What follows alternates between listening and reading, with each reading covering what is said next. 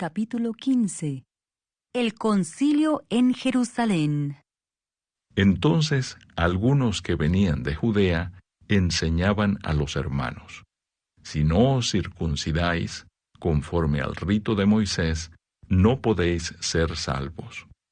Como Pablo y Bernabé tuviesen una discusión y contienda no pequeña con ellos, se dispuso que subiesen Pablo y Bernabé a Jerusalén y algunos otros de ellos a los apóstoles y a los ancianos para tratar esta cuestión.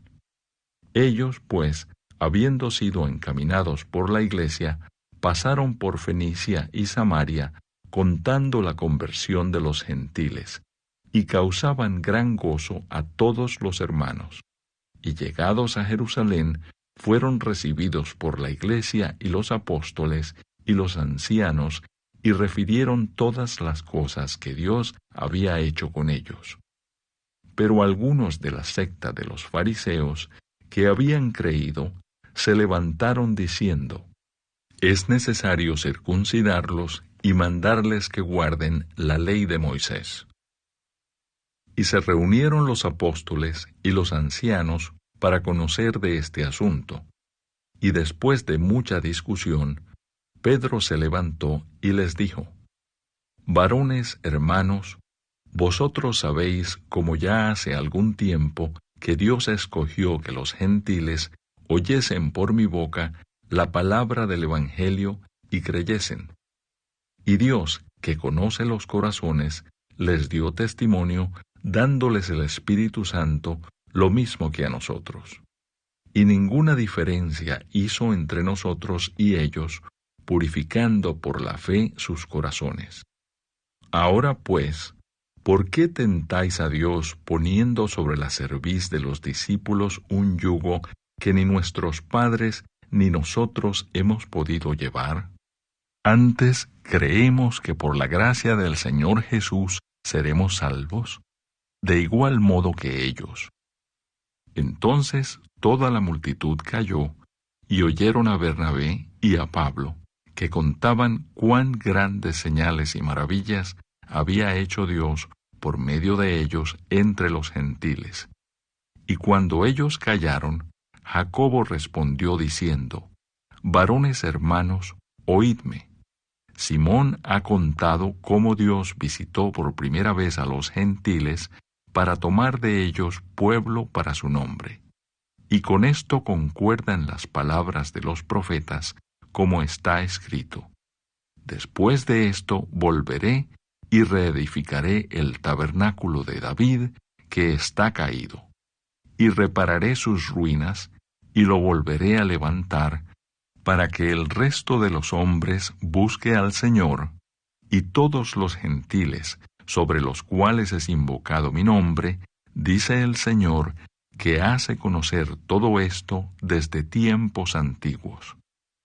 Por lo cual yo juzgo que no se inquiete a los gentiles que se convierten a Dios, sino que se les escriba que se aparten de las contaminaciones de los ídolos, de fornicación, de ahogado y de sangre. Porque Moisés desde tiempos antiguos tiene en cada ciudad quien lo predique en las sinagogas, donde es leído cada día de reposo. Entonces pareció bien a los apóstoles y a los ancianos, con toda la iglesia, elegir de entre ellos varones y enviarlos a Antioquía con Pablo y Bernabé, a Judas, que tenía por sobrenombre Barsabás, y a Silas, varones principales entre los hermanos, y escribir por conducto de ellos, los apóstoles y los ancianos y los hermanos, a los hermanos de entre los gentiles que están en Antioquía, en Siria y en Cilicia, salud, por cuanto hemos oído que algunos que han salido de nosotros, a los cuales no dimos orden, os han inquietado con palabras, perturbando vuestras almas, mandando circuncidaros y guardar la ley. Nos ha parecido bien, habiendo llegado a un acuerdo, elegir varones y enviarlos a vosotros con nuestros amados Bernabé y Pablo, hombres que han expuesto su vida por el nombre de nuestro Señor Jesucristo. Así que enviamos a Judas y a Silas, los cuales también de palabra os harán saber lo mismo, porque ha parecido bien al Espíritu Santo y a nosotros no imponeros ninguna carga más que estas cosas necesarias, que os abstengáis de lo sacrificado a ídolos, de sangre, de ahogado y de fornicación, de las cuales cosas, si os guardareis, bien haréis. Pasadlo bien. Así pues, los que fueron enviados descendieron a Antioquía y reuniendo a la congregación, entregaron la carta. Habiendo leído la cual, se regocijaron por la consolación.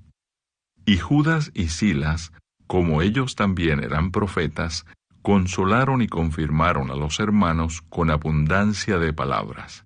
Y pasando algún tiempo allí, fueron despedidos en paz por los hermanos para volver a aquellos que los habían enviado. Mas a Silas le pareció bien el quedarse allí. Y Pablo y Bernabé continuaron en Antioquía enseñando la palabra del Señor y anunciando el Evangelio con otros muchos. Pablo se separa de Bernabé y comienza su segundo viaje misionero. Después de algunos días, Pablo dijo a Bernabé: volvamos a visitar a los hermanos en todas las ciudades en que hemos anunciado la palabra del Señor para ver cómo están. Y Bernabé quería que llevasen consigo a Juan, el que tenía por sobrenombre Marcos. Pero a Pablo no le parecía bien llevar consigo al que se había apartado de ellos desde Panfilia, y no había ido con ellos a la obra. Y hubo tal desacuerdo entre ellos que se separaron el uno del otro. Bernabé, tomando a Marcos, navegó a Chipre, y Pablo, escogiendo a Silas, salió encomendado por los hermanos a la gracia del Señor, y pasó por Siria y Cilicia, confirmando a las iglesias. Capítulo 16. Timoteo acompaña a Pablo y a Silas. Después llegó a Derbe y a Listra, y he aquí, había allí cierto discípulo llamado Timoteo, hijo de una mujer judía creyente, pero de padre griego. Y daban buen testimonio de él los hermanos que estaban en Listra y en Iconio. Quiso Pablo que éste fuese con él, y tomándole, le circuncidó por causa de los judíos que había en aquellos lugares, porque todos sabían que su padre era griego, y al pasar por las ciudades les entregaban las ordenanzas que habían acordado los apóstoles y los ancianos que estaban en Jerusalén para que las guardasen. Así que las iglesias eran confirmadas en la fe y aumentaban en número cada día. La visión del varón macedonio. Y atravesando Frigia y la provincia de Galacia, les fue prohibido por el Espíritu Santo hablar la palabra en Asia. Y cuando llegaron a Misia, intentaron ir a Bitinia, pero el Espíritu no se lo permitió. Y pasando junto a Misia, descendieron a Troas. Y se le mostró a Pablo una visión de noche. Un varón macedonio estaba en pie, rogándole y diciendo: pasa a Macedonia y ayúdanos. Cuando vio la visión, enseguida procuramos partir para Macedonia, dando por cierto que Dios nos llamaba para que les anunciásemos el Evangelio. Encarcelados en Filipos. Zarpando, pues, de Troas, vinimos con rumbo directo a Samotracia, y el día siguiente a Neápolis, y de allí a Filipos, que es la primera ciudad de la provincia de Macedonia y una colonia. Y estuvimos en aquella ciudad algunos días.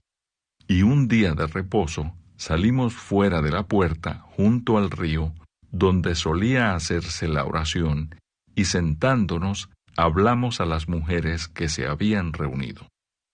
Entonces una mujer llamada Lidia, vendedora de púrpura, de la ciudad de Tiatira, que adoraba a Dios estaba oyendo, y el Señor abrió el corazón de ella para que estuviese atenta a lo que Pablo decía. Y cuando fue bautizada y su familia nos rogó diciendo: si habéis juzgado que yo sea fiel al Señor, entrad en mi casa y posad. Y nos obligó a quedarnos. Aconteció que mientras íbamos a la oración, nos salió al encuentro una muchacha que tenía espíritu de adivinación, la cual daba gran ganancia a sus amos, adivinando. Esta, siguiendo a Pablo y a nosotros, daba voces diciendo: estos hombres son siervos del Dios Altísimo, quienes os anuncian el camino de salvación.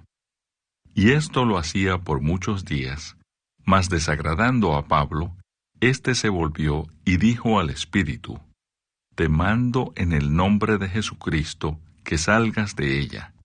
Y salió en aquella misma hora. Pero viendo sus amos que había salido la esperanza de su ganancia, prendieron a Pablo y a Silas y los trajeron al foro ante las autoridades, y presentándolos a los magistrados, dijeron: estos hombres, siendo judíos, alborotan nuestra ciudad y enseñan costumbres que no nos es lícito recibir ni hacer, pues somos romanos.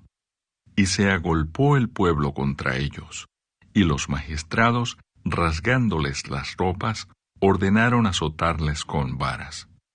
Después de haberles azotado mucho, los echaron en la cárcel, mandando al carcelero que los guardase con seguridad, el cual, recibido este mandato, los metió en el calabozo de más adentro y les aseguró los pies en el cepo. Pero a medianoche, orando Pablo y Silas, cantaban himnos a Dios, y los presos los oían. Entonces sobrevino de repente un gran terremoto, de tal manera que los cimientos de la cárcel se sacudían, y al instante se abrieron todas las puertas, y las cadenas de todos se soltaron.